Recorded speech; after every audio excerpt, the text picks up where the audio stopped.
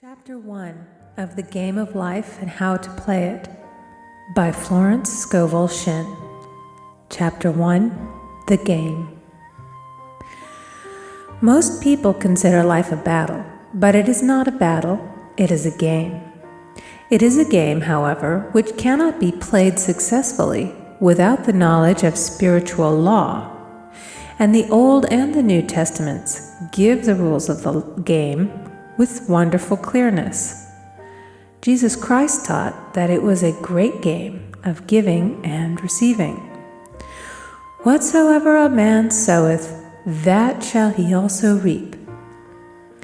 This means that whatever man sends out in word or deed will return to him.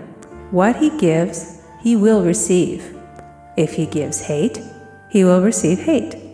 If he gives love, he will receive love. If he gives criticism, he will receive criticism.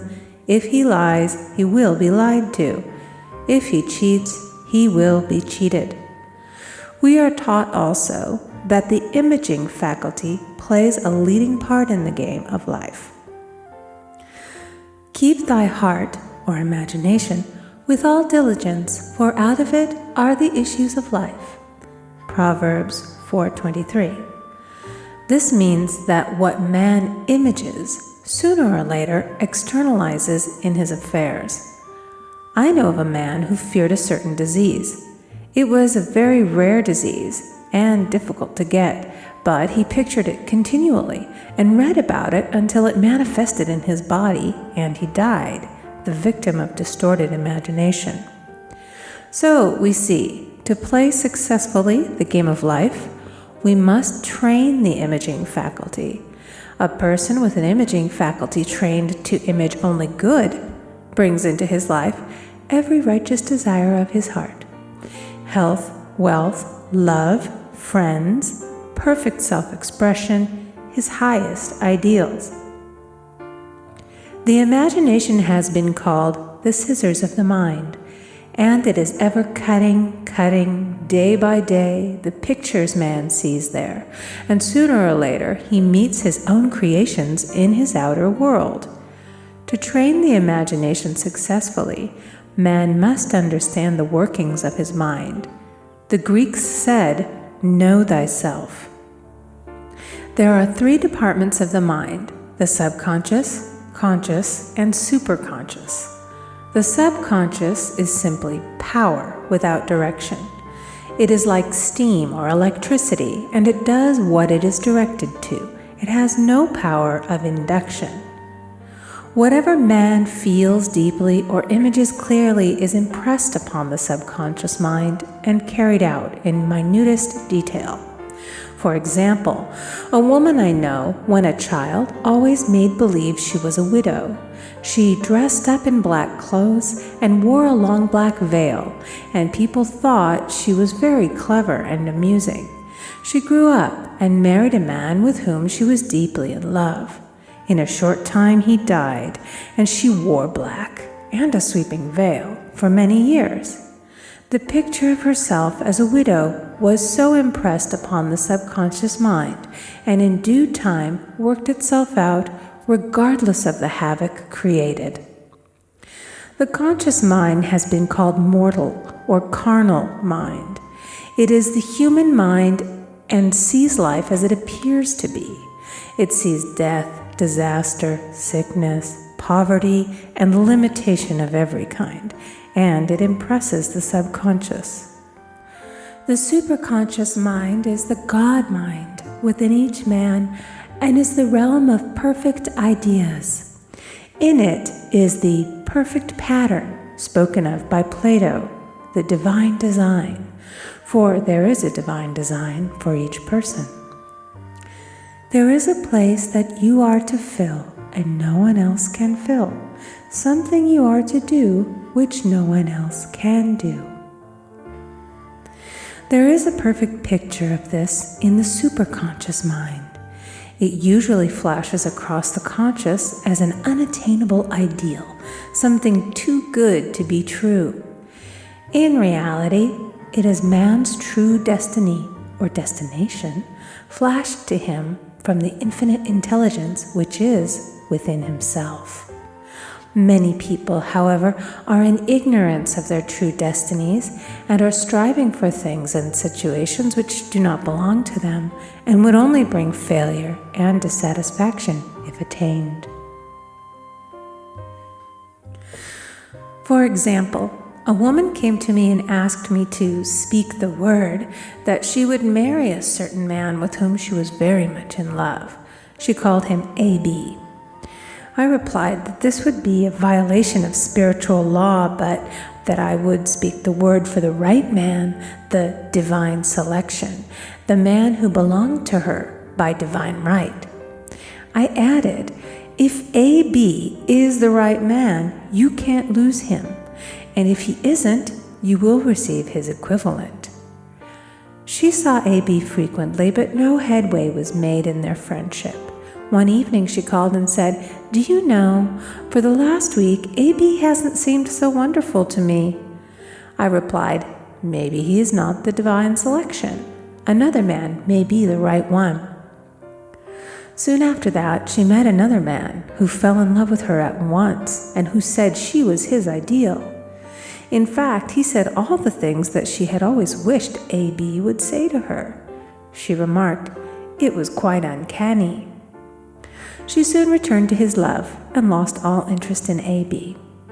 This shows the law of substitution. A right idea was substituted for a wrong one. Therefore, there was no loss or sacrifice involved. Jesus Christ said, "Seek ye first the kingdom of God and his righteousness, and all these things shall be added unto you." And he said the kingdom was within man. The kingdom is the realm of right ideas, or the divine pattern. Jesus Christ taught that man's words played a leading part in the game of life. By your words ye are justified, and by your words ye are condemned. Many people have brought disaster into their lives through idle words.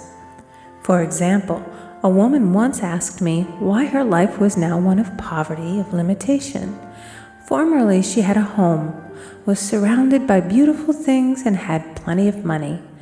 We found she had often tired of the management of her home and had said repeatedly, "I'm sick and tired of things. I wish I lived in a trunk." And she added, "Today I am living in that trunk." She had spoken herself into a trunk. The subconscious mind has no sense of humor, and people often joke themselves into unhappy experiences. For example, a woman who had a great deal of money joked continually about getting ready for the poorhouse. In a few years, she was almost destitute, having impressed the subconscious mind with a picture of lack and limitation. Fortunately, the law works both ways, and a situation of lack may be changed to one of plenty. For example, a woman came to me one hot summer's day for a treatment for prosperity. She was worn out, dejected, and discouraged. She said she possessed just $8 in the world. I said, "Good, we'll bless the $8 and multiply them as Jesus Christ multiplied the loaves and the fishes." For he taught that every man had the power to bless and to multiply, to heal and to prosper. She said, "What shall I do next?" I replied, "Follow intuition. Have you a hunch to do anything or to go anywhere?" Intuition means intuition, or to be taught from within. It is man's unerring guide, and I will deal more fully with its laws in a following chapter. The woman replied, "I don't know. I seem to have a hunch to go home. I've just enough money for car fare." Her home was in a distant city and was one of lack and limitation, and the reasoning mind, or intellect, would have said, "Stay in New York and get work and make some money." I replied, "Then go home. Never violate a hunch." I spoke the following words for her. "Infinite Spirit, open the way for great abundance for She is an irresistible magnet for all that belongs to her by divine right." I told her to repeat it continually also. She left for home immediately. In calling on a woman one day, she linked up with an old friend of her family. Through this friend, she received thousands of dollars in a most miraculous way. She has said to me often, "Tell people about the woman who came to you with $8 and a hunch." There is always plenty on man's pathway, but it can only be brought into manifestation through desire, faith, or the spoken word. Jesus Christ brought out clearly that man must make the first move. Ask, and it shall be given to you. Seek, and ye shall find. Knock, and it shall be opened unto you. Matthew 7:7. In the scriptures we read, "Concerning the works of my hands, command ye me." Infinite intelligence, God, is ever ready to carry out man's smallest or greatest demands. Every desire, uttered or unexpressed, is a demand. We are often startled by having a wish suddenly fulfilled. For example, one Easter, having seen many beautiful rose trees in the florist's windows, I wished I would receive one, and for an instant saw it mentally being carried in the door. Easter came, and with it a beautiful rose tree. I thanked my friend the following day and told her it was just what I had wanted. She replied, "I didn't send you a rose tree. I sent you lilies." The man had mixed the order and sent me a rose tree simply because I had started the law in action and I had to have a rose tree. Nothing stands between man and his highest ideals and every desire of his heart but doubt and fear. When man can wish without worrying, every desire will be instantly fulfilled. I will explain more fully in a following chapter the scientific reason for this and how fear must be erased from the consciousness. It is man's only enemy. Fear of lack, fear of failure, fear of sickness, fear of loss, and a feeling of insecurity on some plane. Jesus Christ said, "Why are ye fearful, O ye of little faith?" Matthew 8:26. So we can see we must substitute faith for fear is only inverted faith. It is faith in evil instead of good. The object of the game of life is to see clearly one's good and to obliterate all mental pictures of evil. This must be done by impressing the subconscious mind with a realization of good. A very brilliant man who has attained great success told me he had suddenly erased all fear from his consciousness by reading a sign which hung in a room. He saw printed in large letters this statement: "Why worry? It will probably never happen." These words were stamped indelibly upon his subconscious mind, and he now has a firm conviction that only good could come into his life, and therefore only good can manifest. In the following chapter, I will deal with the different methods of impressing the subconscious mind. It is man's faithful servant, but one must be careful to give it the right orders. Man has ever a silent listener at his side, his subconscious mind. Every thought, every word is impressed upon it and carried out in amazing detail. It is like a singer making a record on the sensitive disc of the phonographic plate. Every note and tone of the singer's voice is registered. If he coughs or hesitates, it is registered also. So let us break all the old bad records in the subconscious mind, the records of our lives which we do not wish to keep, and make new and beautiful ones. Speak these words aloud with power and conviction. I now smash and demolish by my spoken word every untrue record in my subconscious mind. They shall return to the dust heap of their native nothingness, for they came from my own vain imaginings. I now make my perfect records through the Christ within, the records of health, wealth, love, and perfect self-expression.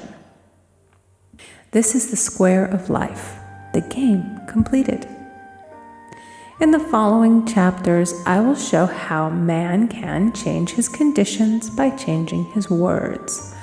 Any man who does not know the power of the word is behind the times. Death and life are in the power of the tongue. Proverbs 18:21. End of chapter 1.